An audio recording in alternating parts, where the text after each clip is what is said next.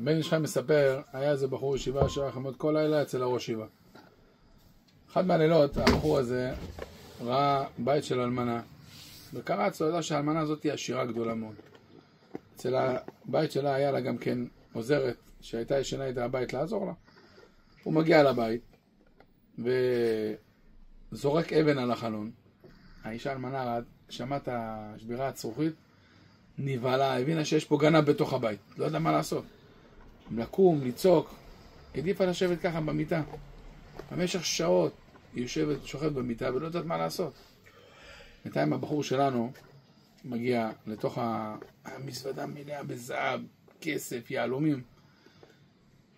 הוא מגיע, מתחיל לקחת, לסחוב. פתאום הוא נזכר במאמר של בן עזאי. שאדם שנוגע בממון של חברו, אין לו בזה ברכה. צריך לדעת שהקדוש ברוך הוא מזמין האדם מה שהוא צריך לקבל. החליט להשאיר את הכל. לא נגע בשום דבר.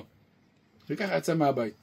האלמנה הזאת קמה בבוקר, רואה שלא קרה שום דבר. הכסף נשאר, הזהב, אין שום דבר. מגיעה לישיבה, מבקשת מראש ישיבה שיסדר לחתן. אמר לה, ראש ישיבה, מה קרה? ובשנים אני מנסה שדרך שידור ואת לא רוצה.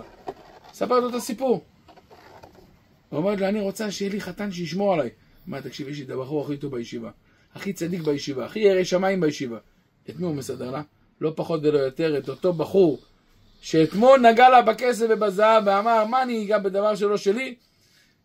הקדוש ברוך הוא זימן לו את אותה אלמנה שהיא באה מבקשת את החתן, למחרת כבר היה את החופה, כל הכסף הגיע לו ביתר. זאת אומרת, אין אדם נוגע במוכן לחברו.